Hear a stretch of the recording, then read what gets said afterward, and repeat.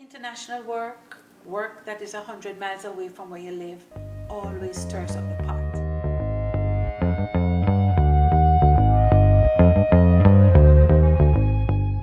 The residency is a residency that encourages them to focus on their practice, but without the distractions of their family and day-to-day life. I created a place called Studio Everything. So it's an art studio, so I set it up, and I don't have a curriculum at all, so it's just me there and the tools and equipment. And so, but through that, kids started coming, and I think that's just because of my background, working with young people, that it's just more attractive, the space that I set up in my presence. Usually my themes develop after I start the process. Sometimes I work specific themes, but quite often I just start drawing or start painting or start sketching, and then the story eventually evolves. Just let one thing inspire another. It could be color, flower to inspire it, outside to inspire it, just anything, really. Sometimes I don't even know what it's going to be, so I get to enjoy the process more by watching it evolve, coming back the next day and seeing it with a fresh eye. Yeah, yesterday one of the kids from the neighborhood called me. I was talking to him. What's up, Christian? And he's like, yeah, when you coming back? And I was like, what you been doing? He said, I've been bored. So I just think, and that's, that's when you know that what you're doing is meaningful. To make the lights for Veneration of Loss. So I built an armature and put it inside the kiln, and I've been heating it up to about 1400 degrees and having these bottles sort of sag inside so I can create individual artworks. This is aluminum and old heart of pine wood, and the surfaces I etch by hand with wire brush. I also use like a lot of Home Depot materials, foam, wire, fabrics, just everything, aluminums. And I just compose it and I paint on top of it. A lot of artists that use found objects, they might leave it, some of the raw areas. I like to paint on top of it because I just like painting on stuff. So you probably got to look extra close to see what it's made out of. But once I tell you, you can see the actual product bottles and shapes. So that kind of give it like more of a mystique. Where you have to kind of say, oh, is that a bottle? Is it not a bottle?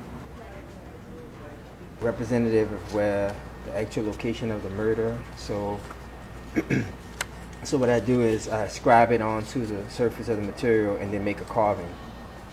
So if somebody's around for long, like Christian could be engaged in this Veneration of Loss project, and it can really inform the way he thinks about murder, and so there's a participatory standpoint, and then there's that viewer standpoint. And so, and those layers are all there because of presence. And so how do we get more people presently doing things? Like how do you get more, board members and, trustees that's on foundation boards to get out of the boardroom and not just give money, but like go and meet people, and give their heart. I think that's the kind of thing that might start to turn things around.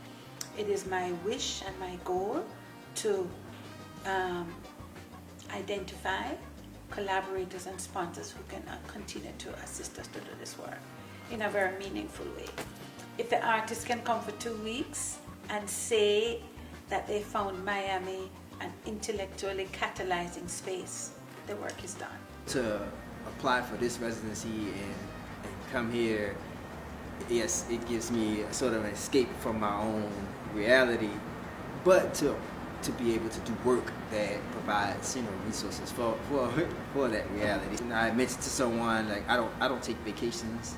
It's just something that relaxation for me is in my work. It's embedded in making art, and so I think I am most relaxed when I'm making art. So being able to come here, it's like a vacation. I lay out what our expectations are. We provide housing. We provide the studio for the artists, and they get a stipend from the National Performance Network and Visual Arts Program. So they're able to work in a way that's meaningful. This is my first residency, actually. My first one. Hopefully it won't be my last one.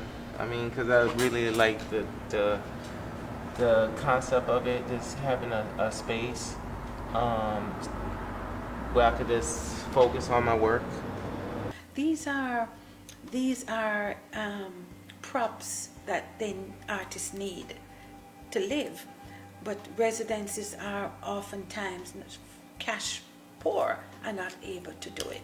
So this summer we had a full landscape and a full ability to support their work. Ideal situation would be to paint every time I feel like painting, and so I always have the energy to do it, but not the time to really commit to the flow.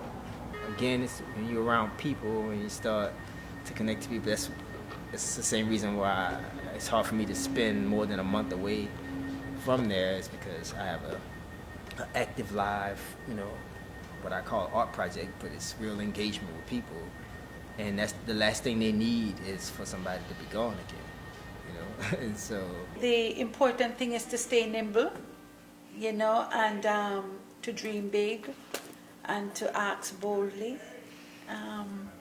It all comes down to what I call cultural and community capacity. we should all be trying to give as much to everyone that's around us as possible, because that makes all of us better. I just believe like the universe is going to take you where you're supposed to be regardless. So I credit the universe more than anything for laying out my path.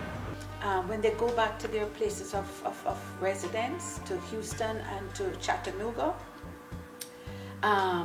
it doesn't stop. In the 20 years that we have been doing this work, this is our 20th anniversary, 2016. It is from a deep space of joy.